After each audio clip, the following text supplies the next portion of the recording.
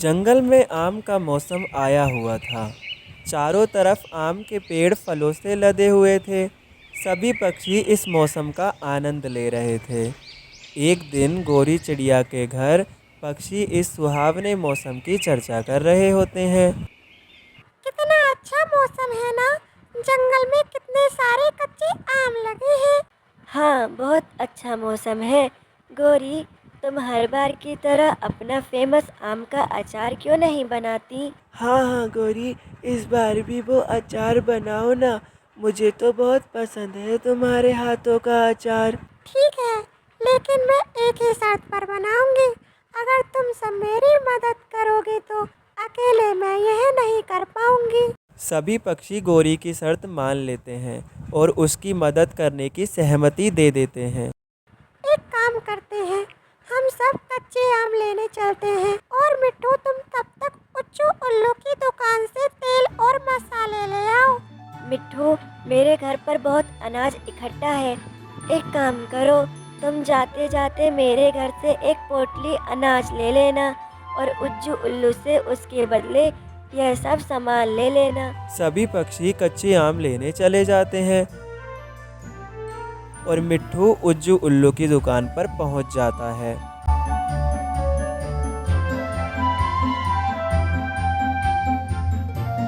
उज्जू भैया, गोरी चिड़िया अपना फेमस अचार बनाने वाली है, इसलिए तुम मुझे अचार में डालने के लिए तेल और मसाले दे दो।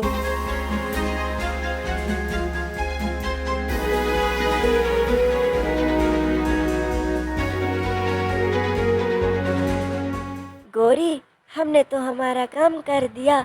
अब तुम बस अचार बनाना शुरू कर दो। गौरी, हमें कल अचार खाने को मिल जाएगा ना? अरे नहीं नहीं मिट्टू, अभी तो ये कच्चे आम कटेंगे, फिर इन्हें सुखाया जाएगा और फिर मसाले और तेल डालकर अचार डलेगा और फिर अचार को कुछ दिन तक धूप में रखना पड़ेगा, तब जाकर हमारा अचार तैयार होगा।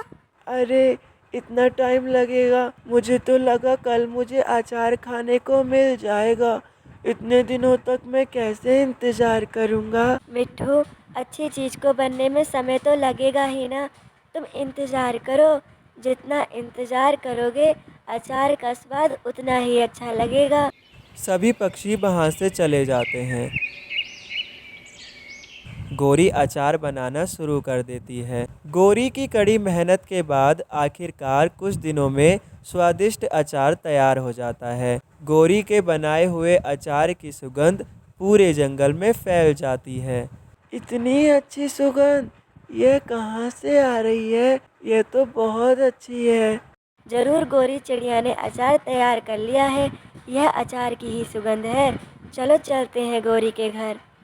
गौरी, आखिरकार तुमने अचार बना ही लिया और इतना अच्छा बनाया है कि इसकी सुगंध पूरे जंगल में फैल गई है। हाँ हाँ गौरी, तुम्हारे अचार की महक तो पूरे जंगल में फैल गई है। अब मुझसे रहा नहीं जा रहा है। तुम बस ये अचार मुझे खाने को दे दो। हाँ हाँ कालू, मैं तुम सबको अभी थोड़ी देर में अचार देती हूँ। पहले नीलू को तो आने दो। वैसे कहाँ रह गई वो? मेरे अचार की महक उसके पास तक नहीं पहुँची क्या? नीलू तो जंगल में ही नहीं है। वह सुबह मुझे मिली थी। वह किसी काम से जंगल के बाहर जा रही थी। मैंने पूछा तो उसने कहा कि वह कल वापस आएगी और उसने मुझसे कहा है कि गौरी से कह देना कि उसके लिए अचार ज़रूर बचा दे, वरना वह किसी को नहीं छोड़ेगी। तुम तो जानती ही हो ना गौरी, उसे तुम्हारे हाथ का अचार कितना पसंद है। हाँ चीकू, मैं जानती हूँ। उसके लिए ज़रूर अचार बचा दूँगी। पहले मैं तुम सबको तो दे दूँ। गोरी सभी पक्षियों को अचार दे देती है और सब अपने अपने घर पर चले जाते हैं। इस अचार को मैं रोज़ थोड़ा थोड़ा खाऊंगा। मुझे यह बहुत पसंद है। कई दिन तक इसे मुझे चलाना भी तो है। इतना अच्छा अचार मैं तो सारा खा जाऊंगा। मुझे तो यह बहुत पसंद है। कालू कौआ सारे अचार को खा लेता है। रात हो जाती है। गौरी ने कितना अच्छा अचार बनाया था ना, पर मैंने तो सारा खा लिया।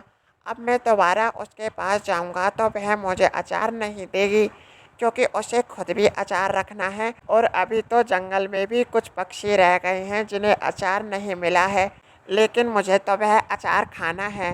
क्या करूं कि मुझे अचार मिल जाए? लगता है उंगली टेढ़ी करनी पड़ेगी। अगर मांग कर अचार नहीं मिलेगा तो चुरा कर तो ज़रूर मिलेगा, और वह भी बहुत सारा।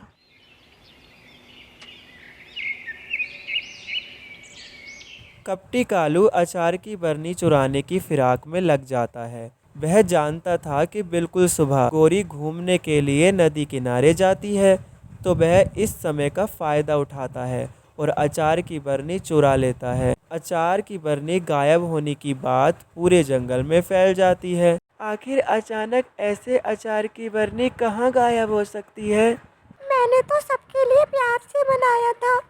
आखिर कौन ऐसा कर सकता है जो सबकी खुशी छीन ले? और कौन कर सकता है? वही होगा कालू। हमेशा वही ऐसे काम करता है। उसे किसी की खुशी बर्दाश्त नहीं होती है ना। कल उसको अचार दे दिया था, फिर भी उसने चुरा लिया। मुझे तो पक्का यकीन है उसने ही अचार चुराया होगा। इतने में ही नीलू चिड़िया वहाँ पर आ जाती है। गौरी, मैं आ गई हूँ। चलो, मुझे मेरे हिस्से का अचार दे दो। कल से मैं अचार खाने के लिए उतावली हुई जा रही हूँ। तुम तो जानती हो ना, तुम्हारे हाथों का अचार मुझे कितना पसंद है। भूल जाओ अपना अचार नीलू। अचार तो चोरी हो गया है। अब नहीं मिलेगा तुम्हें अचार खाने के लिए, और मुझे तो पक्का यकीन है उसे कालू ने चुराया है। नीलू गुस्से में कालू के घर की ओर चल पड़ती है। बाकी के पक्षी भी उसके पीछे पीछे चल पड़ते हैं।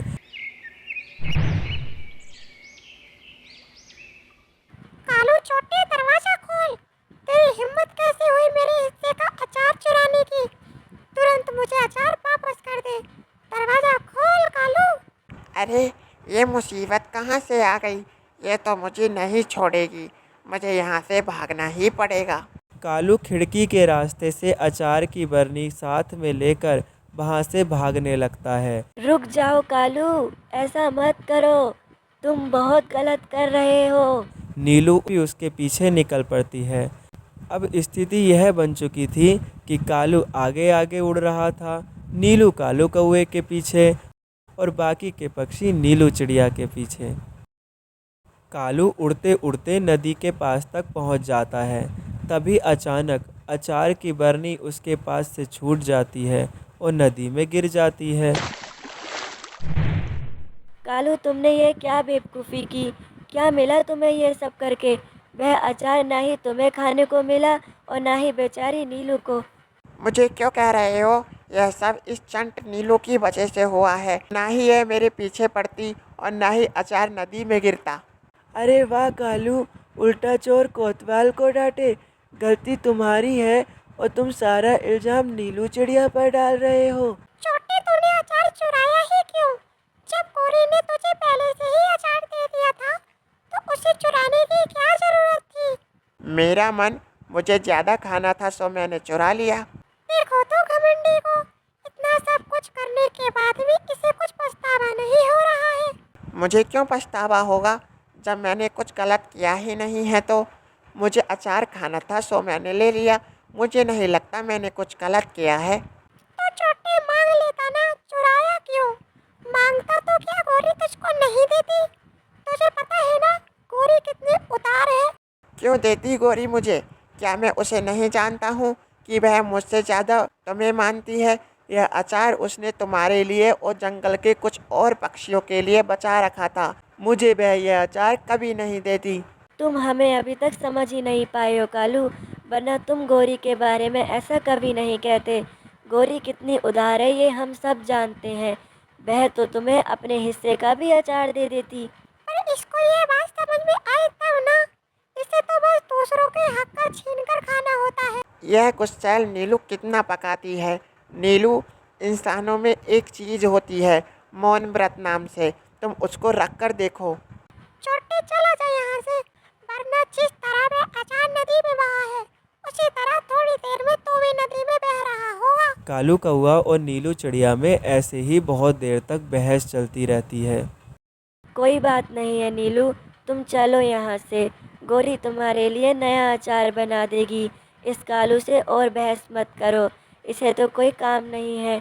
ये तो अपना अनाज भी दूसरों से मांगता रहता है, पर हमें तो बहुत काम है ना। देख लेना, इसका काम आखिरकार हमसे ही पड़ेगा। हाँ हाँ, लेकर जाओ इस बड़बोली चिड़िया को। कालू, तुझे तो मैं